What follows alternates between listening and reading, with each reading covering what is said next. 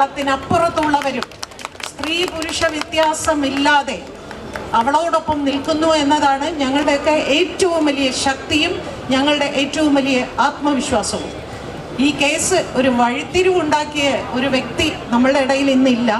പക്ഷേ ആ വ്യക്തിയുടെ ഭാര്യയാണിത്, ബാലേന്ദ്രകുമാറിൻ്റെ ഭാര്യയാണിത്. പലർക്കും അറിയില്ല.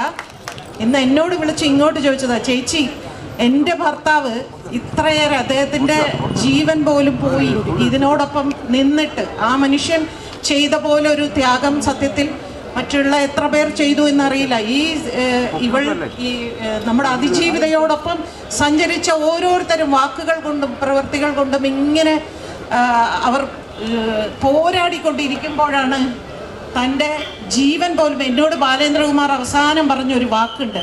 41 ദിവസമാണ് ബാലേന്ദ്രകുമാർ കോടതിയിൽ പോയി മൊഴി കൊടുത്തുകൊണ്ടിരുന്നത്, സാക്ഷി വിസ്താരം ഒക്കെ നടത്തിയത്.